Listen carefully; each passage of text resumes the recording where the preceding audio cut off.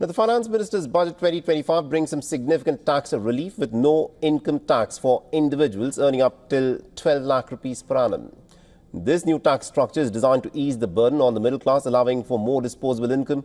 The new tax slabs also include nil tax for earnings up till 4 lakhs rupees, 5% for an income between 4 to 8 lakh rupees, 10% for those in the tax bracket of 8 to 12 lakh rupees, and higher rates for those earning above 12 lakh rupees. Additionally, the limit for the salaried individuals has been raised to about 12.75 lakh rupees, and TDS on senior citizens has been doubled, making this a progressive move for tax simplification. Now, along with tax relief, the government has also made some significant strides in agricultural reform. Nirmala Sitharaman announced a new government scheme that will focus on improving productivity in about 100 low-output districts, benefiting 17 million farmers. Now, this initiative emphasizes crop diversification, irrigation improvements, and also expanding cold storage facilities. In addition, the government is also supporting cotton productivity in makhana cultivation. The credit limit for about 77 million farmers will also rise from 3 lakh to 5 lakh rupees, ensuring easier access to financial resources and boosting farmer livelihoods. Budget 2025 has also focused on empowering women and driving innovation. A loan scheme for 500,000 women entrepreneurs is expected to create jobs with special push for domestic footwear production. Now, the government has launched a Centre for Excellence in Artificial Intelligence, positioning India as a tech leader.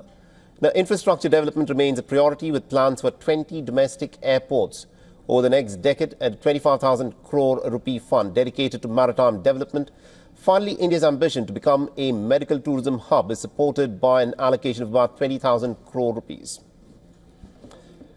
And to tell us more about what this budget, of course, means for the people of India, we're joined by Mr. Subhash Chandra Garg, who is a former Finance Secretary of India and is also an author and is joining us live on this broadcast.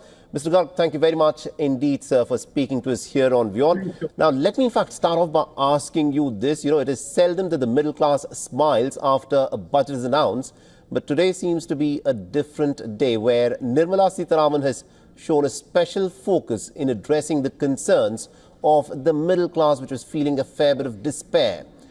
In your assessment, how far do you think this bit of tax relief that has been given to the middle class will go in addressing the concerns of the middle class?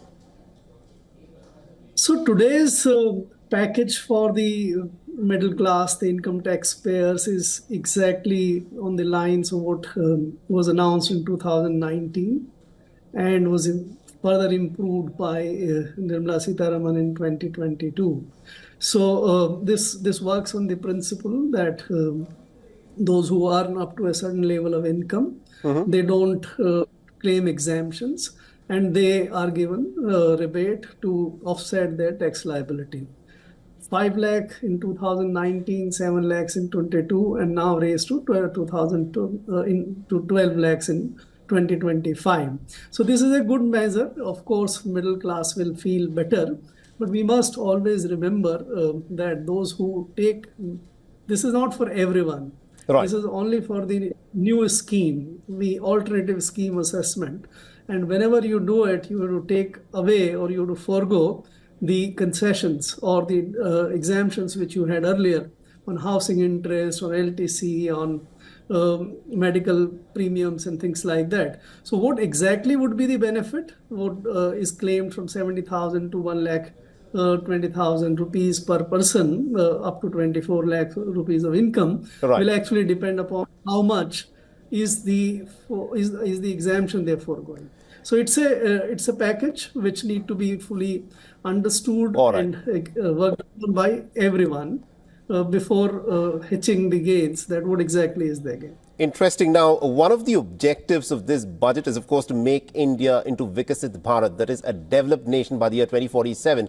And to do that, it is important to take the bull by the horns, that is the cutting-edge technologies. One of the announcements that Nirmala Sitharaman made was 500 crore rupee allocation for setting up a Centre of Excellence for Artificial Intelligence. If you contrast that with what Donald Trump announced just last week, where he announced $500 billion for Americans to maintain their dominance in artificial intelligence. Do you think the Indian Finance Minister could have done more and could have been a bit more ambitious in making an allocation for artificial intelligence?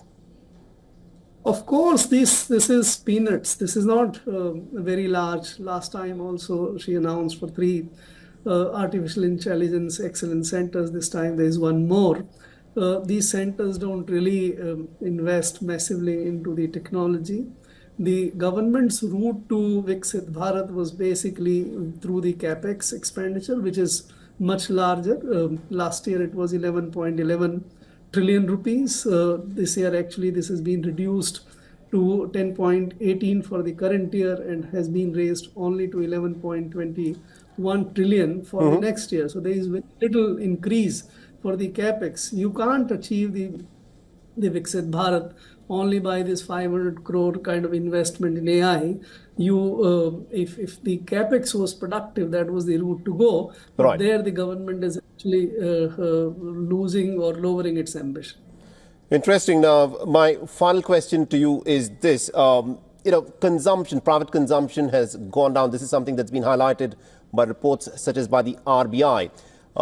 By giving tax exemptions to the middle class, it is being hoped that the middle class will go out and spend money. Do you think that is something that the middle class is now willing to do, increase their consumption because they've got a few thousand rupees more? Again, one need to actually figure out that these concessions would be available to how many people. There are 3 crore people who used to pay taxes. In my assessment, about 40 to 50 lakh people will get some benefit or the other of the tax concessions announced today. That is a fraction of India's population of 140 crore of people. So the entire middle class will not be going out and making purchases or improving their consumption because of this relief which has been announced. All right. Thank you very much indeed, Mr. Garg, for joining us and getting us all those insights there. Thank you.